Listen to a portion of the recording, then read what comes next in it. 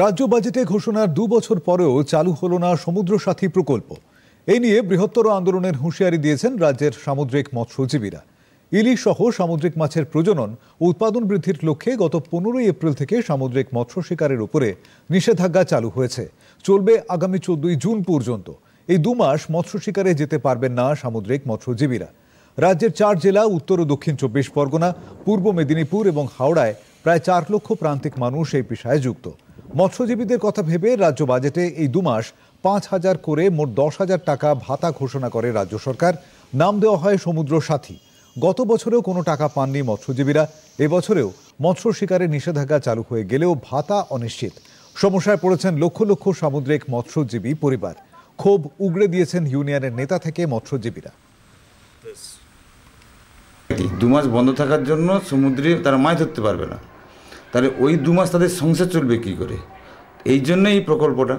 তো এখন তো তাদের প্রবণতা তো বাড়বে, যখনই হচ্ছে এরা পারবে না, এরা পাচ্ছে না ভাতাটা, তখনই কিন্তু ওরা সেই সমুদ্রতে ব্যান্ড বুটে মাছ ধরতে চাইবে। তো মাছ ধরতে চাওয়া মানে লুকিয়ে চুরিয়ে মাছ ধরবে, তাদের সংরক্ষণ বলে আর কিছু থাকবে না।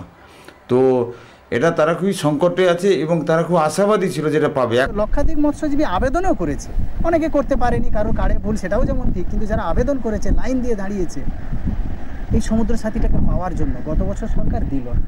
কিন্তু কেন দিতে পারছে না সরকার কিন্তু স্পষ্ট করে আমাদেরকে জানায়।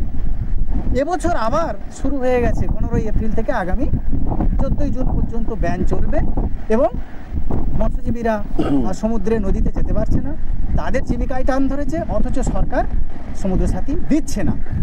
জনগণের সঙ্গে যে প্রতারণা করলেন, সেই প্রতারণাটা হলো বাজেটে অর্থ বরাদ্দ করে স্কিম ঘোষণা হয়েছে, আমরা পরে জানতে পেরেছি যে বাজেটে অর্থ বরাদ্দ হয়। দক্ষিণ 24 পরগনার সামুদ্রিক সহ মৎস্য অধিকর্তা সুরজিৎ বাগ জানিয়েছেন, এই মুহূর্তে ভাতা দেওয়া নিয়ে তাদের কাছে কোনো নির্দেশ নেই। আমরা ঊর্ধ্বতন কর্তৃপক্ষের নির্দেশ বা আদেশের উপরে আমরা নির্ভর করে আছি। Will act accordingly as per instruction of the higher authority. এই মুহূর্তে আমার কিছু বলার নেই।